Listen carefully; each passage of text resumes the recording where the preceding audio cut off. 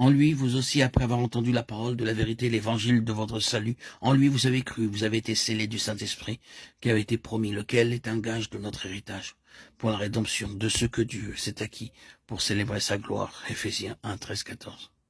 Quel est cet héritage? C'est la gloire de Dieu dans sa plénitude. La gloire du Seigneur remplissait le tabernacle et le temple. Observons que c'est dans ce lieu que résidait toute la plénitude d'Israël. C'est là que la satisfaction d'Israël devait se trouver, car la gloire était là. C'est de là que tout procédait pour la vie d'Israël. Dans cet endroit où était la gloire, se trouvait l'héritage d'Israël.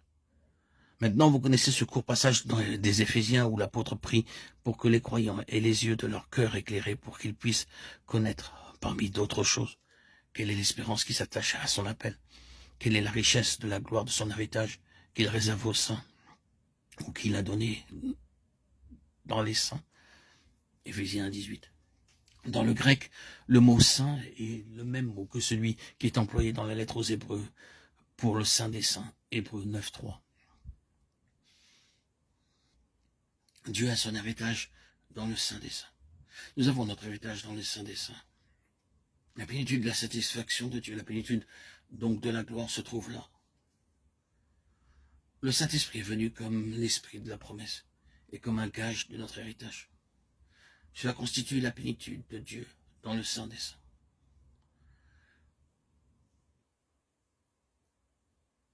Lisons l'Épître aux Hébreux. Où se trouve le saint des saints? Il est dans le ciel. Le saint des saints du tabernacle ou du temple était seulement une image des choses qui sont dans les cieux. Les choses réelles sont dans les cieux. Donc notre héritage est dans les cieux, là où la gloire de Dieu est complète, parce que la satisfaction de Dieu en Christ est absolue. Au cœur du Saint des Saints était l'arche du témoignage. Quand l'arche y fut introduite, ce lieu fut rempli par la gloire. Cela dépeint le Seigneur Jésus glorifié dans la plénitude de la gloire. L'Esprit vient en nous et nous le recevons comme le gage que nous serons là où est le Seigneur Jésus et avec lui dans la même gloire, notre héritage et aussi l'héritage de Dieu. Car Dieu a sa satisfaction quand il obtient des saints qui sont dans cette position.